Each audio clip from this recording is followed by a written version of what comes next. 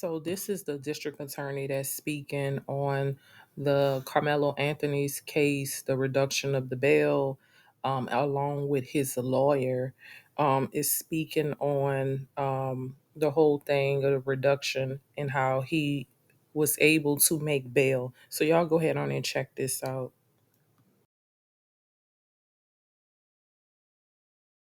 I can say, but the judge. All right. Can you come this All right. way? Sure. Okay, that's fine, right there. All right, there's not much I can say. The judge has made the call, and so what's important is what's next. Frisco PD will be finishing up their investigation. They will submit the case to my office. We will review it and ultimately present it to a grand jury. And so that's what's next. That's really much. It's pretty much all I can say right now. We do our speaking in, as far as the facts go in the courtroom. Many of you were in there, so you understand what was said. But this is a terrible tragedy for our entire, not just Frisco, but Collin County community. One family has suffered a permanent loss. It's the most unnatural thing for a parent to lose their child. It's permanent. It's profound. It's certainly premature, and it's the hardest thing that I think a human being can go through is to lose their child. The Anthony family has had a different kind of loss, but a loss nonetheless. But the judge has made her call, and we look forward to continuing the process and looking forward to reviewing all the facts of the case that Frisco PD is coming up with and present it to a grand jury. What we're concerned about as prosecutors is justice, truth, and accountability. And so we will go where the facts lead us. Thank you so much. Could you speak about the security and the vitriol and just the safety even for the judge and your officer? Well, this has definitely rocked our entire community. And so it has struck a nerve in the community, and it's hard for everybody to be level-headed at a time like this. So that's where we come in. It's our job to be level-headed, to be fact-based, and to follow the truth wherever it leads. Thank you so much. And what is your name? Thank you.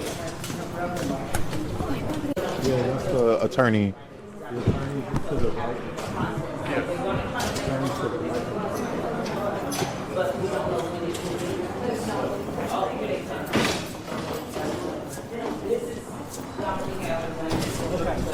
We can't do this in here. It's 5 more seconds. Sorry. 5 more seconds? Okay. Good? Everybody good? All right. Every Texan has the right to defend themselves when they reasonably fear for their life. Self-defense is a protection that applies to each and every one of us. There are two sides to every story, and Karmelo is a 17-year-old kid and an excellent student. He is the captain of his track team. He's the captain of his football team. And prior to this, what was on his mind was what college he was going to go to. This is a tragedy all the way around for both families. Rushing to judgment, trial by public perception and trial by media is not how we ensure justice is done. We are confident that after a full investigation, that the truth will come out. Thank you. Mike, you took umbrage with the state's assessment that this was simple and brutal. Why so? Well, the fact of the matter is, like I said, there's two sides to every story, and we've only heard one side. In any criminal case, the police investigate, and the defense is always far behind that. And so it is a one-sided investigation to this point, and even that investigation is still ongoing. So to say that it happened this way or that way is just not accurate at this point. All of the facts are going to come out, and that's why our system of justice requires that we keep our minds open and we let the facts come out as they are after a full investigation. Is your client going to be able to make bond and get out to them? I anticipate that he will be able to make bond. I can't speak to how quickly that will go.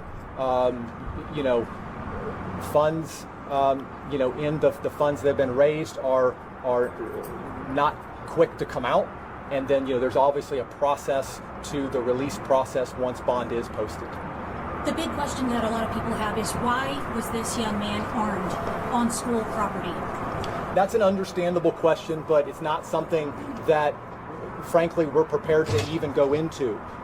This is something that I know the police and the prosecution want to get it right and want to have a full and fair investigation, and so do we. So it would be irresponsible for me or them at this point to start saying, this is what happened, this is why, anything. So I understand that's a big question. It's going to be a big question, and it's something that we will find out, and we ask that the public, as hard as it is, withhold judgment and let both of these families have justice, that let both of these young men, the Metcalf family and the memory of who they've lost, but also Karmelo, have a fair and full justice process. Ultimately, your feeling on the reduction of this bond, you feel it's fair? Yeah, I feel it's fair.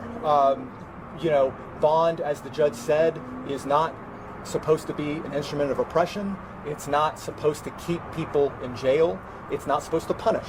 It's supposed to ensure that a person shows up to court, complies with all conditions, and it's supposed to keep the community safe. So this is a large and substantial bond, and the judge has, I think, rightly imposed reasonable conditions that will ensure both Karmelo and the Anthony family's safety, but also the safety of the community. What was Karmelo's reaction today? He didn't seem very talkative toward you. And how has jail, I guess, been so far for this teenager? And is he on suicide watch or anything like that? I honestly can't speak to Karmelo's reaction because I was so focused on the hearing and what was going on and what the judge was saying. I think we have to all remember Karmelo is a 17-year-old kid who's never been in any sort of trouble before. If you can just put yourself in his shoes, this is a scary, bewildering process, and I can't even imagine what was going through his head, just as I'm sure I can't imagine what was going through the heads of the Metcalf family. So this is something that is new to all of them and incredibly trying. So for people who want to know, why were you selected? I mean, what is your experience? I mean, you had to be really good. I can't speak as to why I was selected. In any case, it's important to have an attorney that you connect with, that you feel the right amount of experience and the right investment in the case. And I'm not speaking to anybody else. I just know that that's important in any case. Just how unsafe does this family feel?